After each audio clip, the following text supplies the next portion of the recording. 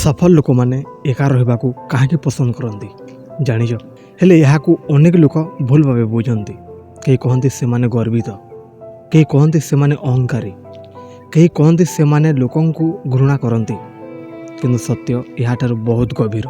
एका रहा माने लोकों को त्याग करवा नुहे। एका रहा माने निजे को बुझा, निज स्वप्न को सम्मान देवा एवं निज जीवनर सत्य दिग को शुणा। सफल लोक मैंने जानती भिड़ भितर शब्द अधिक किंतु दिग न थाए। एकापण नीरवता अधिक किंतु सेठारे दिग स्पष्ट थाए। देख जीवन में आम सबु बेले लोकों सहित रहा शिखुचु। छोट बेलू कह जाए एका रहिले भल नुहे, एका माने दुख, एका माने असफलता। किंतु कहीं आमको यह शिखाई ना जे एकापण मध्य शक्ति हो पारे। सफल लोक मैंने यही शक्ति को चिन्हती। से माने जानती जितेबले समस्ते कथा कहती से माने शुणा कष्टकर। जितेबले समस्ते दौड़ुंट से ठिया हो चिंता करने दुर्लभ। एकापण से समय दिए जो मन निज सहित सत्य कथा कहीपे। सफलता के हठात आसेनी, यह आसे दीर्घ समयर परिश्रम, त्याग एवं निरंतर आत्मसंघर्ष। इस संघर्ष एकापण एक सहयोगी। जितेबले तुम्हें एका रतेबले तुम्हें अन्य मानक आशा मतामत तुलनारू मुक्त हो। तुम्हें निजक पचारि पार मु कौन चाहूँगी, मोर सपना कौन, मोर भय कौन, मोर शक्ति केउठी। भिड़ मध्य ए प्रश्न गुड़िक हजि जाए किंतु एकापण से गुड़िक उत्तर मागे। देख सफल लोक मैंने एका रहा पसंद करती कारण से माने निज समाज को मूल्य दियंती। समाज हूँ सबुठारु दुर्लभ संपद। जोठी समस्ते समाज नष्ट करुछंती अनावश्यक कथा, अनावश्यक मनोरंजन, अनावश्यक तुलना सेठी सफल लोक मैंने निज सपन को निजक गढ़ाइवा चाहती। एकापण से अवकाश दिए जोटी ध्यान भांगेनी, मन एकाग्र रहे एवं काम गभीरता आसे। देख एका रहा माने दुखी हेबा नहीं। सत कथा कहवा गले निज सहित खुशी रही लोक मैंने ही सत्य शक्तिशाली। जो मैंने सब बेले लोकों सहित रहा चाहते से माने अनेक समझ निज खालीपण को लुचेवा भिड़ खोजती। किंतु सफल लोक मैंने निज खालीपण को मुह देवा भय करते नहीं।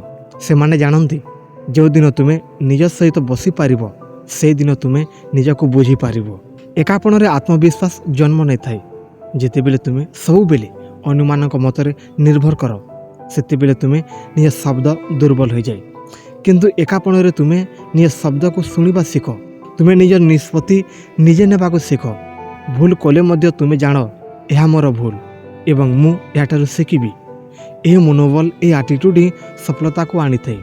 सफल लोक मैंने एका रहा पसंद करती कारण से माने भीतर शक्ति संग्रह करती। दुनिया सब बेले सहज हो न थाए। आलोचना हेब, अवहेला हेब, विफलता आसीब। एही समय जदि तुम्हें निज भीतर शक्ति न रखिथिब तेबे तुम्हें भांगी पड़िब। एकापण से शक्ति को जमा करिवार स्थान जोटी तुम्हें निज आघात को सुस्थ कर, निज भय को बुझी पार और पुणी दृढ़ ही उठी पार। एकापण क्रिएटिविटी को जन्म दिए। दुनिया अनेक बड़ धारणा, बड़ स्वप्न, बड़ परिवर्तन जन्म नहीं नीरवतारू। जितेबले मन शांत थाए सेतेबले न भावना आसे। भिड़र शब्द मन को बंद करे किंतु एकापण मन को खोली दिए। सफल लोक मैंने यही कथा को बुझंती। सेतिपई से माने एकापण को भय करते नहीं बरं सेटा को ग्रहण करती। देख एका रहा माने सब बेले एका रहा नुहे। सफल लोक मैंने लोकों सहित मध्य रहती किंतु से माने चयन करती, चॉइस करती क्या सहित रही, किसी समझ रही एवं क्यों कथा को मन में धरबी। से माने जानती सबु लोक सबु समझ पाई नुहे। ये बुझामुणा आसे निज सहित रही पारू, निज मूल्य को जानी पारू। जितेबले तुम्हें एका रहा शिखिब सेतेबले तुम्हें आत्मनिर्भर हो। तुम्हें अन्य मानक अनुमोदन पाई जीवन बंचिब नहीं। तुम्हें निज डिसिप्लिन तैयारी करिवो। एही आत्मनिर्भरता ही तुमको भिड़रू अलगा कर दिए। सफलता सब बेले भिड़र विपरीत दिग थाए। जोटी सबु लोक चलुंट सेठी जीवा सहज किंतु जोटी कहीं जाऊना सेठी जीवाको साहस दरकार। यही साहस एकापण दिए। देख एकापण को भय करनी। एका रहा केबे मध्य दुर्बलता नुहे। एका हेउची से स्थिति जोटी मनीष निज सत्य सहित मुहांमुही हुए। भिड़ मध्य आम अनेक समझ अन्य मानक सहित अभिनय करिथाउ, एक्टिंग करिथाउ किंतु एकापण कहीं देखु नाहंती। सेठी आमे जहाँ अछु सेटा होई रही पारू। सफल लोक मैंने यही सत्य को ग्रहण करती। से एकापणरू पलाई ना ବରଂ ଏହାକୁ ନିଜ ଶକ୍ତିର ମୂଳ କରନ୍ତି। ଯେତେବେଳେ ତୁମେ ଏକା ରହ ସେତେବେଳେ ତୁମର ମନ ଧୀରେ ଧୀରେ ଶାନ୍ତ ହୁଏ। ଦୁନିଆର କଥା, ଲୋକଙ୍କର ଆଶା, ସମାଜର ଚାପ ସବୁକିଛି ଘଣ୍ଟ ପାଇଁ ଚୁପ୍ ହୋଇଯାଏ। ସେହି ନୀରବତା ଭିତରେ ତୁମେ ନିଜର ହୃଦୟର ଶବ୍ଦ ଶୁଣିପାର। ତୁମେ ବୁଝିପାର ମୁଁ କ'ଣ ଚାହୁଁଛି, କେଉଁ ଦିଗକୁ ଯିବାକୁ ଚାହୁଁଛି ଏବଂ କାହିଁକି ଏ ପର୍ଯ୍ୟନ୍ତ ଅଟକି ରହିଛି। ଏ ପ୍ରଶ୍ନଗୁଡ଼ିକର ଉତ୍ତର ଭିଡ଼ ମଧ୍ୟରେ ମିଳେନି, ଏହା ମିଳେ ମାତ୍ର ଏକାପଣରେ। ସଫଳତା ପାଇଁ ସବୁଠାରୁ ଦରକାରୀ ଜିନିଷ ହେଉଛି ଆତ୍ମବିଶ୍ୱାସ। ଏହି ଆତ୍ମବିଶ୍ୱାସ କେହି ତୁମକୁ ଦେଇପାରେନି, ଏହା ଜନ୍ମ ନେଇଥାଏ ସେହି ସମୟରେ ଯେତେବେଳେ ତୁମେ ଏକା ଥାଇ ମଧ୍ୟ ଭାଙ୍ଗି ପଡ଼ ନାହିଁ, ଯେତେବେଳେ ତୁମେ ନିଜ ସହିତ ବସି ନିଜର ଭୟକୁ ଦେଖି ତଥାପି ଆଗକୁ ବଢ଼ିବାର ସାହସ କର। ସଫଳ ଲୋକମାନେ ଏହି ସାହସକୁ ଏକାପଣରେ ହିଁ ଗଢ଼ିଥାନ୍ତି। ମନେ ରଖ, ଏକା ରହିବା ମାନେ ସବୁଠୁ ଦୂରେଇ ଯିବା ନୁହେଁ, ଏହା ହେଉଛି ନିଜ ଭିତରକୁ ଯିବା। ଏବଂ ଯେ ମଣିଷ ନିଜ ଭିତରକୁ ଯିବାର ସାହସ କରିପାରେ ସେହି ମଣିଷ ଦୁନିଆର କୌଣସି ପରିସ୍ଥିତି ଭୟ କରେନି, କାରଣ ସେ ଜାଣେ ମୋ ସହିତ ମୁଁ ଅଛି। ଏହି ଭରସା ହେଉଛି ସବୁଠାରୁ ବଡ଼ ସମ୍ପଦ।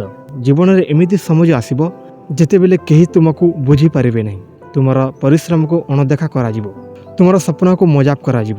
ସେହି ସମୟରେ ଯଦି ତୁମେ ଏକାପଣକୁ ଶତ୍ରୁ ଭାବେ ଦେଖିବ ତେବେ ତୁମେ ଭାଙ୍ଗିଯିବ। କିନ୍ତୁ ଯଦି ତୁମେ ଏକାପଣକୁ ନିଜ ସାଥୀ କରିନେବ ତେବେ ତୁମେ ଆଉ ଶକ୍ତିଶାଳୀ ହୋଇ ଉଠିବ। ସଫଳ ଲୋକମାନେ ଏହି ଚୟନ କରନ୍ତି। ସେମାନେ ଏକାପଣକୁ ଦୁଃଖ ନୁହେଁ ଗୋଟେ ଶିକ୍ଷକ କରନ୍ତି। ଏକାପଣ ତୁମକୁ ଶିଖାଏ କିପରି ନିଜ ସହିତ ଖୁସି ହିଁ ରହିବା। ଯେଉଁଦିନ ତୁମେ ନିଜ ସହିତ ଖୁସିରେ ରହିପାରିବ ସେଦିନ ତୁମେ ଦୁନିଆର କାହା ଉପରେ ନିର୍ଭର କରିବ ନାହିଁ। ତୁମେ ତାଲି ପାଇଁ କାମ କରିବ ନାହିଁ, ତୁମ ସତ୍ୟ ପାଇଁ କାମ କରିବ। ଏହି ପରିବର୍ତ୍ତନ ହିଁ ମଣିଷକୁ ସାଧାରଣରୁ ଅସାଧାରଣ କରେ। ଦେଖ, ସଫଳ ଲୋକମାନେ ଏକା ରହିବାକୁ ପସନ୍ଦ କରନ୍ତି କାରଣ ସେମାନେ ଜାଣନ୍ତି ସବୁଠାରୁ ଦୀର୍ଘ ଯାତ୍ରା ହେଉଛି ନିଜ ସହିତ ଯାତ୍ରା। ଏ ଯାତ୍ରାରେ କେହି ତୁମକୁ ହାତ ଧରି ନେଇଯିବେ ନାହିଁ, ତୁମେ ନିଜେ ଚାଲିବାକୁ ପଡ଼ିବ। ଏବଂ ଯେ ମଣିଷ ଏକା ଚାଲିବାକୁ ଶିଖିଯାଏ ସେ ଜୀବନର କୌଣସି ମୋଡ଼ରେ ଅଟକି ଯାଏନି। ଆଜି ଯଦି ତୁମେ ଏକା ଅନୁଭବ କରୁଛ ତେବେ ନିଜକୁ ଦୋଷ ଦିଅନି, ଏହାକୁ ଏକ ସଂକେତ ଭାବେ ଦେଖ। ସାୟଦ ଭଗବାନ ତୁମକୁ ନିଜ ସହିତ ମିଳାଇବାକୁ ଚାହୁଁଛନ୍ତି। ସାୟଦ ଏହି ସମୟଟା ତୁମକୁ ଭାଙ୍ଗିବା ପାଇଁ ନୁହେଁ, ଗଢ଼ିବା ପାଇଁ ଆସିଛି। ଯେଦିନ ତୁମେ ଏ କଥାକୁ ବୁଝିଯିବ ସେଦିନ ତୁମେ ଏକାପଣକୁ ଆଶୀର୍ବାଦ ଭାବେ ଦେଖିବ। ତେଣୁ ଦୋସ୍ତ, ନିଜ ସହିତ ସମୟ କଟାଅ, ନିଜ ମନକୁ ଶୁଣ, ନିଜ ସ୍ୱପ୍ନକୁ ସମ୍ମାନ ଦିଅ। ଦୁନିଆ ସବୁବେଳେ ତୁମ ସହିତ ନଥିବ, କିନ୍ତୁ ତୁମେ ସବୁବେଳେ ନିଜ ସହିତ ରହିପାରିବ। ଏହି ସତ୍ୟକୁ ଯେଉଁଦିନ ତୁମେ ଗ୍ରହଣ କରିବ ସେଦିନ ତୁମେ ଭିତରୁ ଏକ ନୂଆ ଶକ୍ତି ଜନ୍ମ ନେବ ଏବଂ ସେହି ଶକ୍ତି ହିଁ ତୁମକୁ ସେ ସଫଳତା ପର୍ଯ୍ୟନ୍ତ ନେଇଯିବ ଯାହାକୁ ଆଜି ତୁମେ କେବଳ ସ୍ୱପ୍ନ ଭାବି ଦେଖୁଛ।